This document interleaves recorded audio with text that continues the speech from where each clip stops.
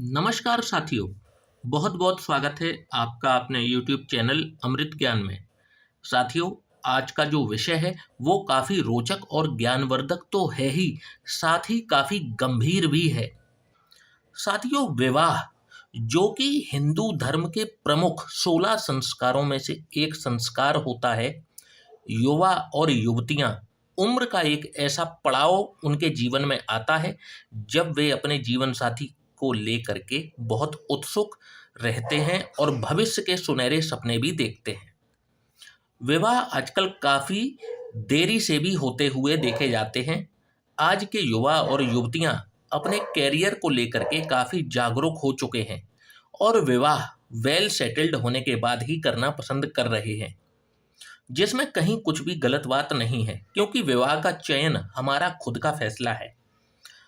आजकल हम देख रहे हैं, आए दिन कभी न्यूज में तो कभी हमारे ही समाज में देखने में आया है कि डाइवोर्स यानी तलाक के मामले बहुत बढ़ते जा रहे हैं, जिसमें पति और पत्नी दोनों को ही या दोनों में से किसी एक को प्रताड़ित होते हुए देखा जाता है।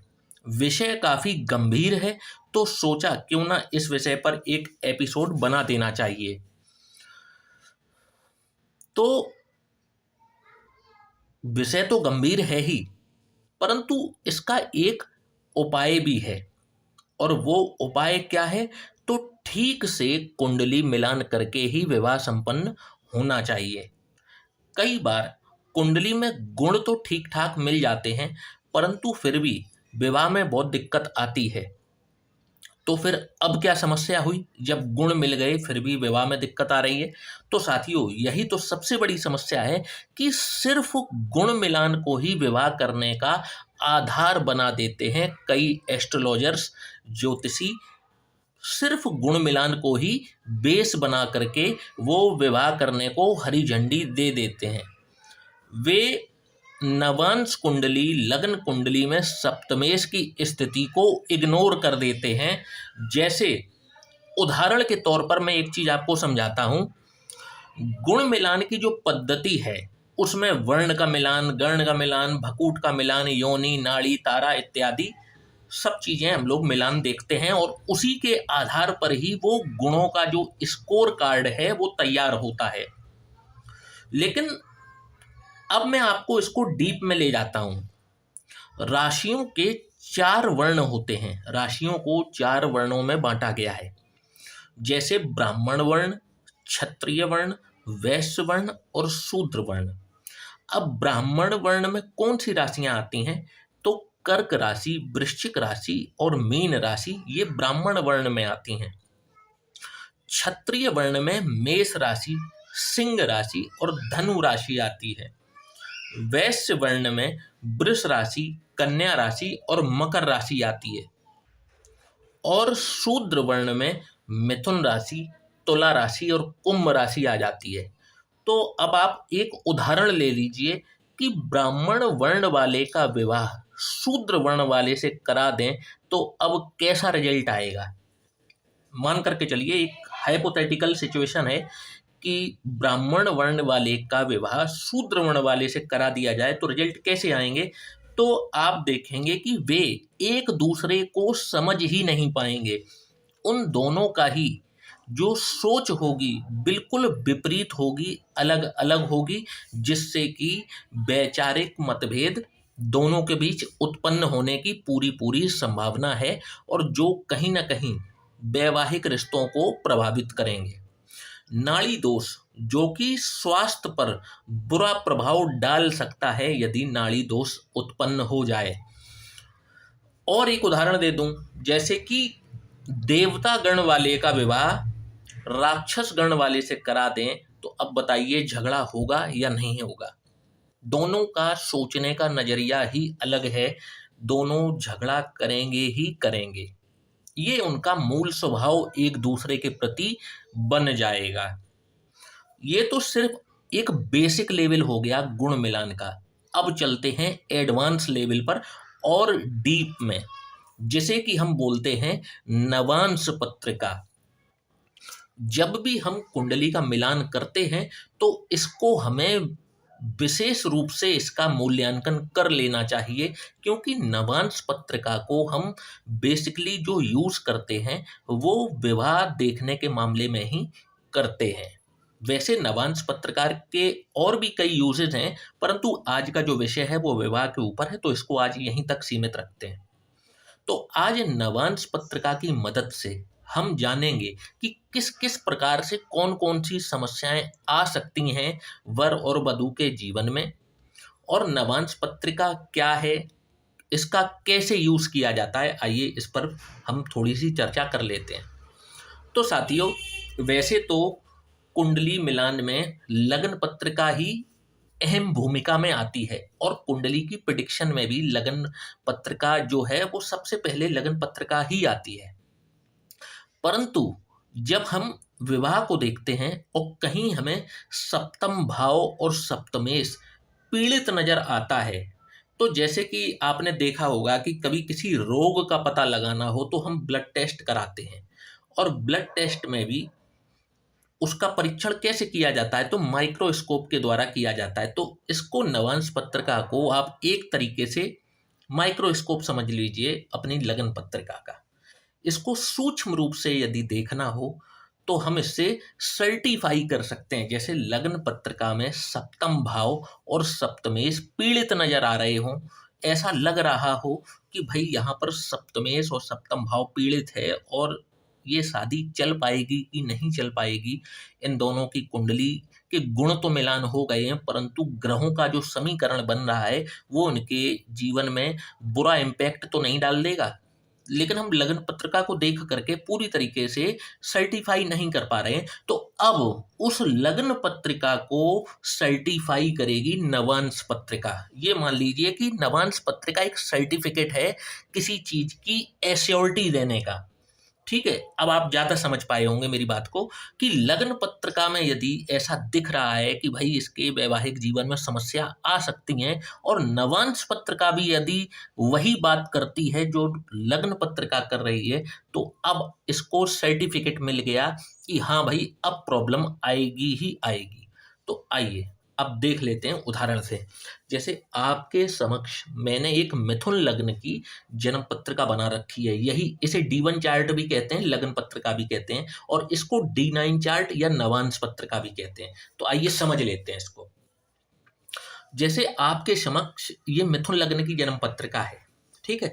जैसा मैंने अपने कई वीडियोस में बताया है कि सप्तम भाव में पापी ग्रहों का आना अपने आप में वैवाहिक जीवन में एक कलेश का कारण बनता है, और उस पर भी मंगल के साथ में यहाँ पर राहु विराजमान है। ठीक है, लग्न में केतु विराजमान है, तो ठीक है, व्यक्ति स्पिरिचुअल होगा, कोई सब अच्छी बातें हैं, ईश्वर में आस्थावान होगा, कोई दिक्कत वाली बात नहीं है। परंतु यहाँ पर आप देखेंगे तो राहु के साथ में मंगल विराजमान हो गए, जो कि अपने आप में एक अंगारक दोष तो लगता ही है, और यहाँ पर मंगल का जो मंगल दोष है उसको राहु 4 गुना ज्यादा एम्पलीफाई कर देंगे, बढ़ा देंगे। तो अब यहाँ पर राहु और मंगल की स्थिति को देख करके दिमाग में संशय उत्पन्न हो गया कि भाई वैवाहिक जीवन में समस्या तो दिख रही है, स्पष्ट रूप से दिखाई पड़ रही है कि सप्तम स्थान में राहु और मंगल की युति, एक तो राहु का सप्तम भाव से जुड़ना ही अपने आप में कलेश का कारण बन जाता है, ऊपर से जातक हो गया मंगली, और इस मंगल दोष को राहु ने कर दिया 4 गुना अधिक। ठीक है, और यदि बात की जाए तो मिथुन लग्न में मंगल अति मारक भूमिका में होते हैं। मिथुन लग्न में मंगल अति मारक भूमिका में होते हैं। ठीक है, तो एक तो अब ये कारण हो गया कि भाई इस विवाह को हरी झंडी देना मतलब कि वर और वधू को मतलब लड़ाई झगड़े में झोंकने के बराबर हो गया। एक तो ये।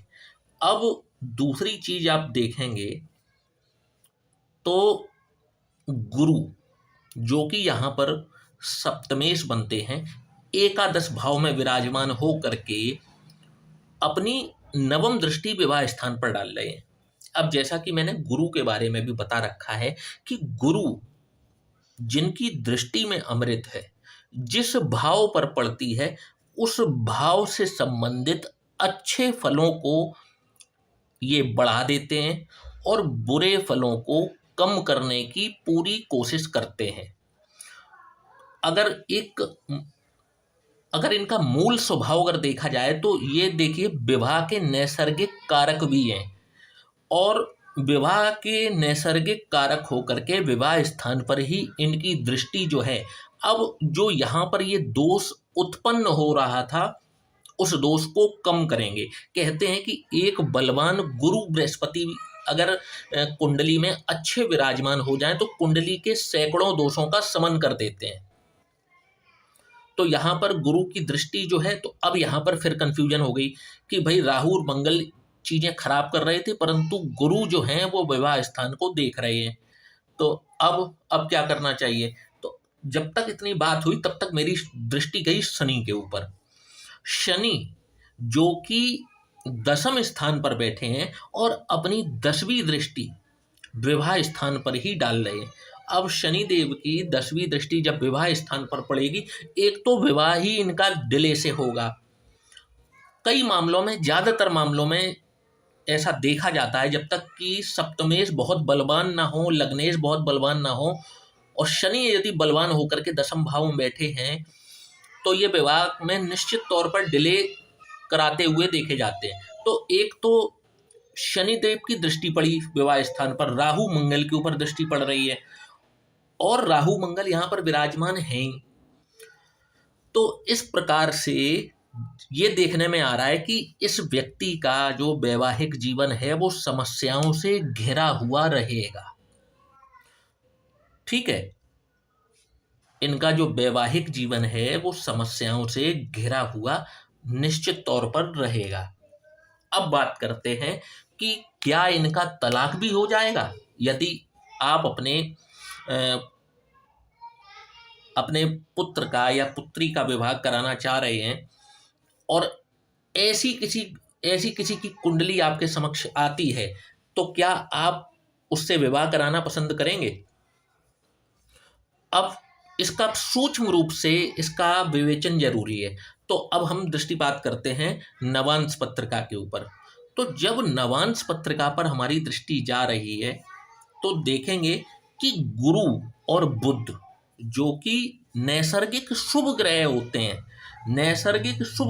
हैं, लग्न में बैठ करके विवाह स्थान को देख रहे हैं। तो अब यहाँ पर एक पॉजिटिव न्यूज ये है कि गुरु लग्न पत्रिका में भी विवाह को बचाते हुए नजर आए, और नवांश पत्रिका में भी गुरु विवाह स्थान पर दृष्टि डाल करके विवाह स्थान को बचाते हुए नजर आ रहे हैं। ठीक है, एक चीज तो यहाँ पर सर्टिफिकेट ये मिल रहा है कि गुरु पूरी ताकत लगा रहे हैं कि इस व्यक्ति का डाइवोर्स तो नहीं होने देंगे।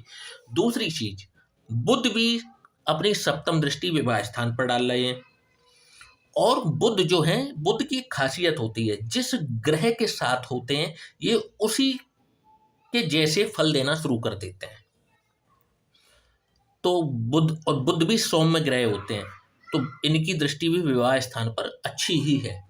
ठीक है, इसके बाद में शुक्र जो अगेन विवाह और प्रेम के ही कारक हैं, वो 7वें स्थान पर ही विराजमान है। तो अब ये तीसरी पॉजिटिव न्यूज कि यहाँ पर गुरु बुध और शुक्र जो हैं ये विवाह स्थान को मजबूत बना रहे हैं। कहीं ना कहीं ये इंडिकेशन दिखा रहे हैं कि भाई लग्न पत्रिका में राहु और मंगल की युति लड़ाई झगड़ा तो दिखा रही है और शनि डिले भी दिखा रहे हैं, परंतु यहाँ पर अन्य ग्रह जो हैं जैसे गुरु शुक्र और बुध ये विवाह को बचाते हुए भी नजर आ रहे हैं। तो अब हम एक कंक्लूजन पर तो पहुंच गए कि इस व्यक्ति से विवाह यदि किसी का होता है, चाहे ये जातक हो या जातिका हो, विवाह होता है तो लड़ाई झगड़े तो शादी में देखने को मिल सकते हैं, विवाह में देखने को मिल सकते हैं, परंतु ये कंडीशन डाइवोर्स की तरफ नहीं जाएगी। यहाँ पर तलाक नहीं होगा क्योंकि अन्य ग्रह का सपोर्ट है इस कुंडली में। अब क्योंकि ये सिर्फ एक ही व्यक्ति की कुंडली है, चाहे ये लड़की हो चाहे ये लड़का हो। अब जब इसका विवाह कहीं तय करेंगे तो सामने वाले जातक या जातिका की कुंडली का भी विश्लेषण हम इसी प्रकार से करेंगे।